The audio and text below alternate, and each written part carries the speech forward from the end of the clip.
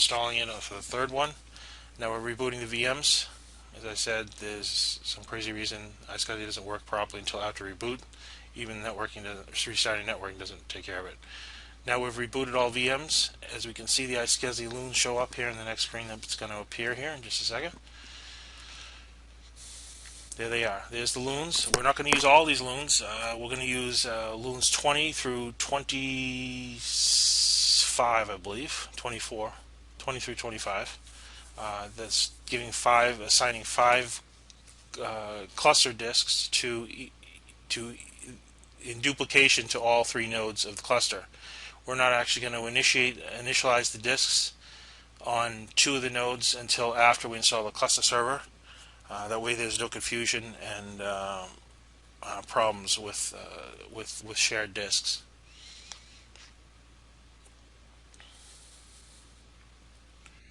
There is a bug with the iSCSI implementation that I'm using here, which is IET over ZFS, which causes an error, which we'll get to later on. It doesn't seem to harm anything, but it's because it's missing a valid page descriptor, a worldwide name descriptor on the volumes. And it doesn't seem to harm it any, it just generates a warning.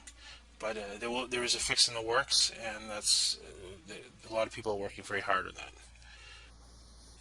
Here we've selected and connected all the nodes to the drives, and we're going to initialize the disks and give them drive letters, and format them as before we give them drive letters. We're going to format them as simple volumes. But we're going to only do this on one VM until after the cluster service is installed, to avoid confusing the operating systems. Here we've assigned the drive letters and formatted them, as you can see.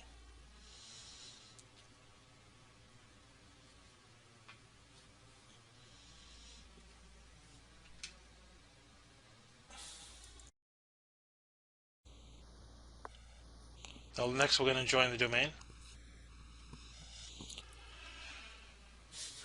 Now all this precludes that we're using DHCP service to assign IP addresses to the first network cards. Here we're selecting the domain and selecting the computer name proper to the individual server in line with what we called the server inside of Proxmox.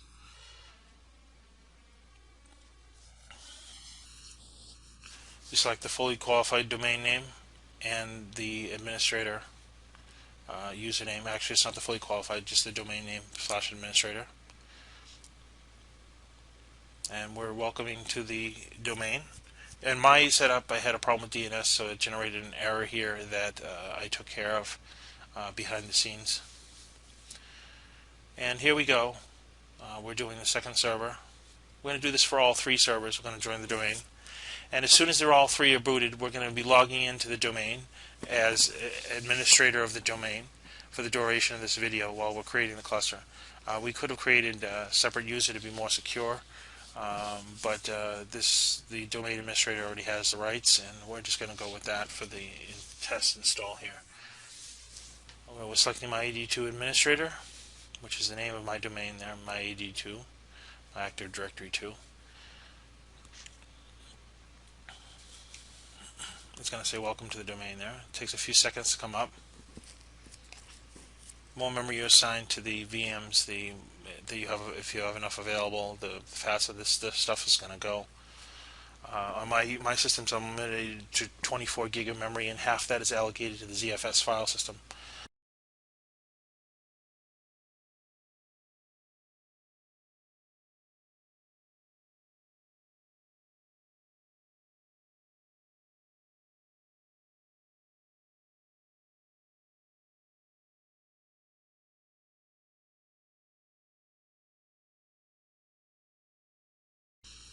After the first reboot,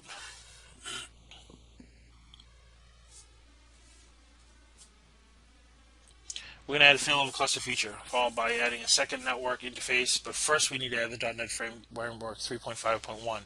This is not done through updates. This is done through features, and so we're going to add the .NET Framework feature.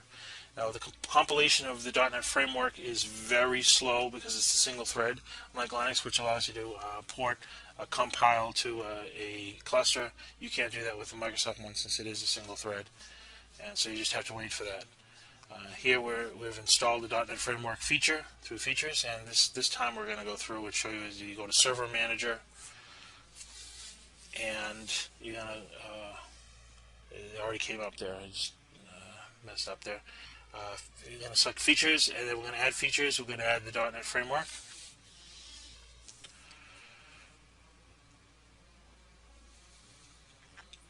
And here we're adding it to the third one. We're selecting the add feature. And .NET Framework, add feature role service, and next, and finish, close. Next we're going to add the failover cluster feature.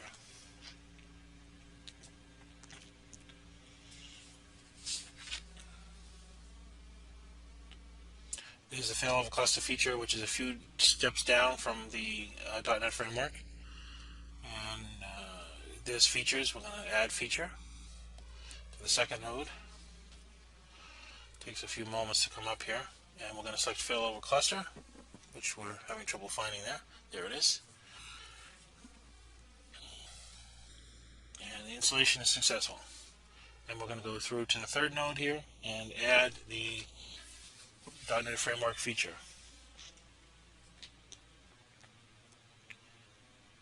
This is the failover cluster feature. Install.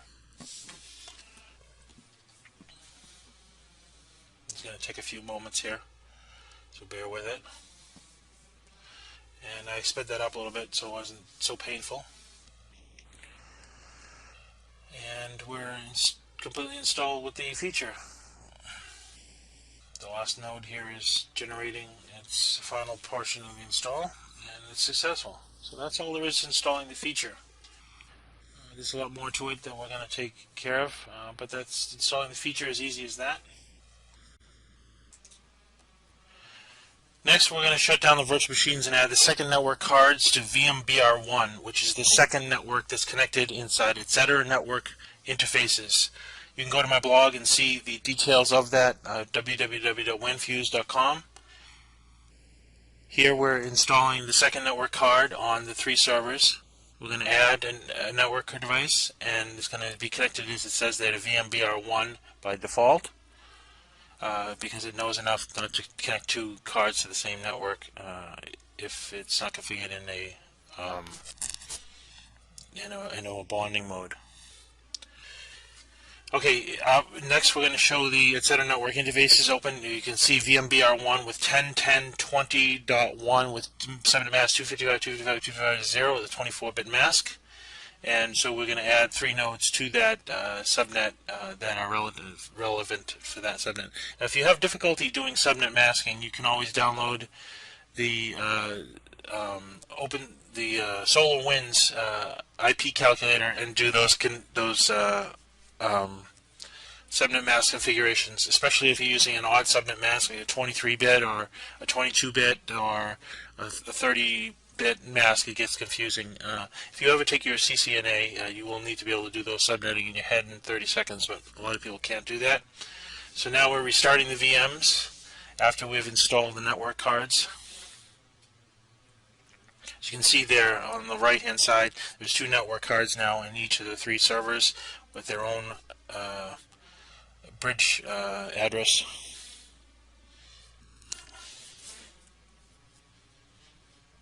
Now we're starting the VMs. This is going to be fast forwarded, so it's just done.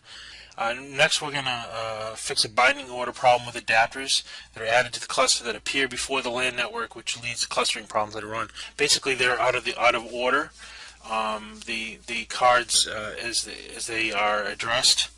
So we're going to first go in and change the binding order of the network cards inside of Windows. This sometimes cures the problem, but it does not always cure the problem. Sometimes you have to use the registry and NVS bind to fix the proper way, which I'm going to go through and show you how to do here. This is a very annoying bug. It is almost as annoying as fixing the the fact that there's duplicate addresses that aren't taken care of by SysPrep. But it is manageable, so I go through and show you how to do that. So now we're going to change the adapter settings, and first thing we're going to do is we're going to rename the adapter to ClusterNet.